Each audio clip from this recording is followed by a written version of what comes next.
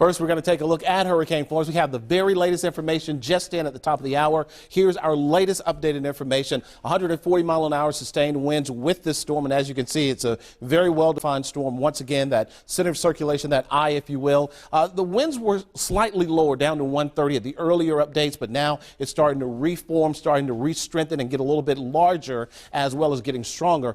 Still about 785 miles to the east-southeast of Cape Fear, North Carolina, and the forward speed has picked up a little bit, about 17 miles per hour, moving once again to the west-northwest. So let's take a look at that latest path as of 5 o'clock. A Category 4 storm working its way towards the North Carolina coastline. Again, our forecast models and the forecast path has kind of zoned in on this area near Wilmington in North Carolina for landfall late night Thursday, early morning Friday as of the current speed. As it makes landfall, it still maintains Category 3 status and then slowly starts to drift back towards the west. Now, that last little part there is a little bit of a change in the forecast model, and this would, in fact, bring more rain and winds into the upstate and western North Carolina as we take a look at the timeline there, Saturday into Sunday. So this will bear watching. Again, the highest risk for major impacts are still in western North Carolina, or excuse me, eastern North Carolina,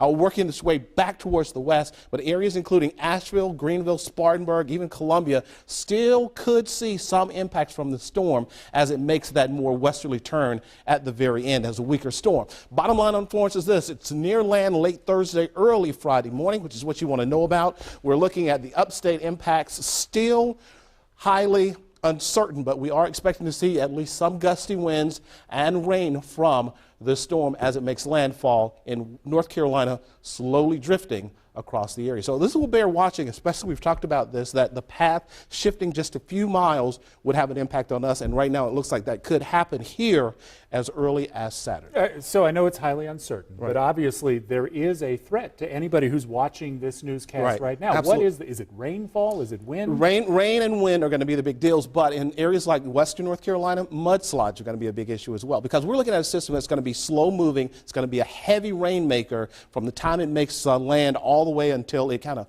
fizzles out. But that's going to be right through Monday that we could be dealing with heavy rain and wind from the storm on its current path. If you haven't prepared yet, now is certainly the time to do it. Malachi, thank you.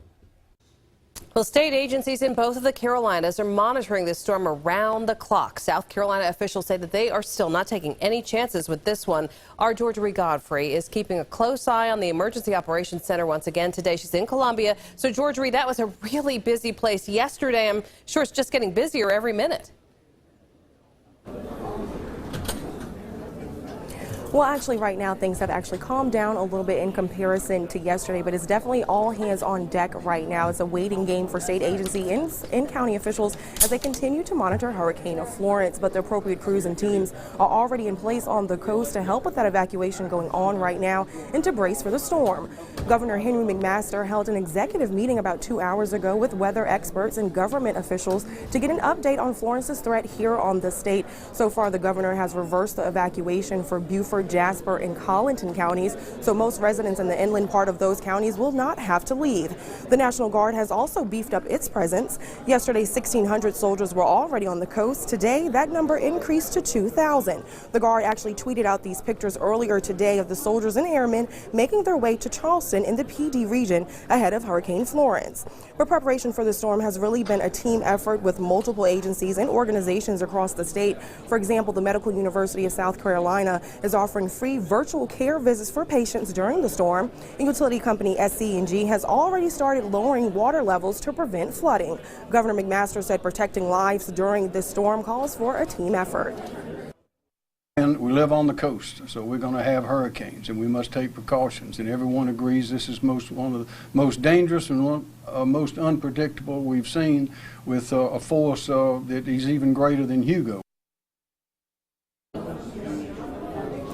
Hurricane Hugo was the last time South Carolina saw a Category 4 storm make landfall here. Right now, 18 shelters are open, including one that does take pets. To find the shelter closest to you, just check out this number here on the bottom of your screen. That's 866-246-0133. Once again, that's the hotline to help you find a shelter. Live in Columbia, Georgia Godfrey, 7 News. You know, Georgia, of course, the immediate need is the coast. That's where it will hit first. But we're now hearing about the impacts potentially here in the upstate of the rain, the flooding, and the winds. What are they talking a lot about the potential impact for the upstate as well there?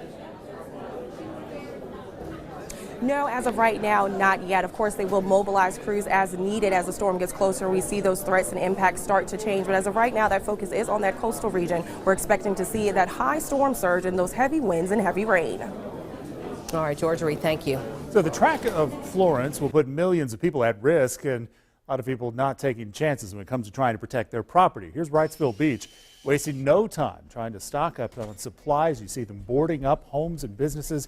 And in some cases, they're buying what they need just to protect themselves. Same thing goes with the sandbags. Residents getting as many as they can. They're going to have to be great to have to get you prepared. But again, if there is a big enough storm surge, they may not be enough. Know that the storm surge will inundate low-lying areas. Rivers will flood their banks. Preparation is our best defense. And if you haven't already, the time to prepare is now. Hurricane Hunter plane caught this video. Look at this from inside the storm as Malachi keeps telling us. Look at that. It just went into the eye of the storm there. You see how much calmer it is. As it gets closer to the coast, the track is changing and it could get stronger again. Many evacuations already in places in coastal communities. You know, the mandatory evacuation of parts of the low country is well underway at this point. Lane reversals are in place on some of the major highways leading away from the coast. Officials are expecting 3 times the normal volume on I-26 out of Charleston and twice the normal volume on US 278 out of Hilton Head. We want to get a live look for you right now along Interstate 26 in Columbia. You can see folks making their way along, traffic moving. But again, over the next few days, we could see a lot more traffic on our roads because those folks will no longer be on the coast. The lane reversal is a process. It began very early this morning. At 5 in the morning, they finally got it sort of reversed at noon. So Ben Hoover standing by live now at the 26 I-77 interchange. That's in Columbia, where Ben, evacuees from the coast are sort of funneling into the Midlands. How's it look? Well, Gordon, I'm in the spot what they call the changeover. This is where the lane reversal ends. Of course, it begins in Charleston.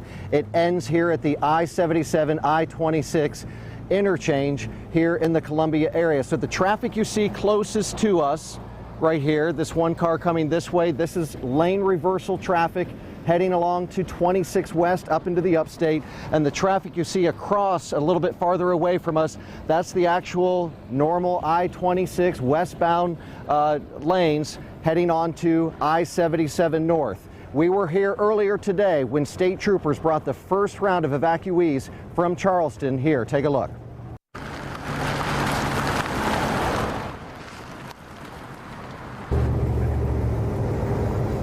As you heard the anchors mention, the whole process started at 5 a.m. and then at 8 a.m. troopers then what they called flushed the interstate eastbound, meaning they started here in Columbia and headed to Charleston, making sure nobody was on 26 East, that it was all clear. Then at 11 a.m. lane reversal evacuation started. Troopers say we've already seen 3 times the normal volumes on I-26 out of Charleston today. We want to remind the citizens of South Carolina, embrace these evacuees, pack your patience because, again, we're going to see a large influx of traffic.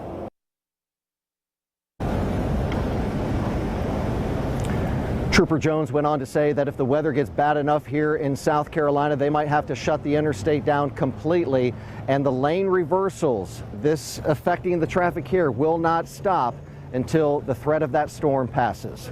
We're live in Columbia. Ben Hoover, 7 News. Yeah, right at this time of day, too, Ben. There must be parts of Columbia where traffic is just awful. We'll check back with you tonight at 6 o'clock. Thanks, Ben.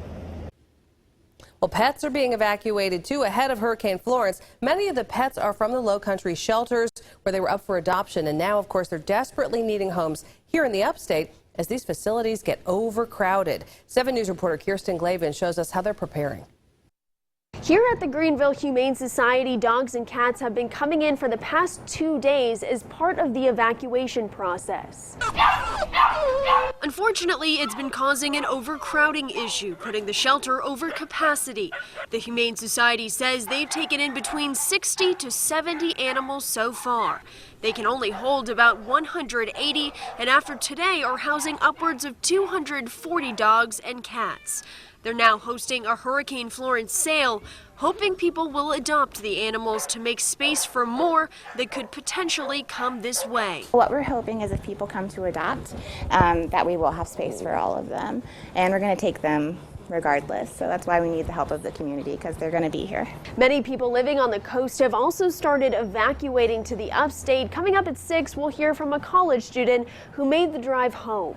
Reporting in Greenville, I'm Kirsten Glavin, 7 News. For more information about how you can adopt the evacuees or donate to help out and support them, it's all on our website. Visit WSPA.com. So don't forget, South Carolina's price gouging law is in effect right now. It means it's illegal to raise prices unfairly on things like food, gas, and lodging. You can find out how to report price gouging if you head to WSPA.com. We've got a phone number, toll free on your screen, 800-737-3953. Upstate school districts are keeping their eyes on Hurricane Florence as well. Some districts already started making their plans for high school football, which includes Greenville and Spartanburg County. Some varsity games scheduled for Friday are now being played Thursday. JV games scheduled for Thursday now being played tomorrow. A reminder, you can stay up to date on Hurricane Florence and the impact that continues to roll in. Just head to WSPA.com and download the free Storm Team 7 app.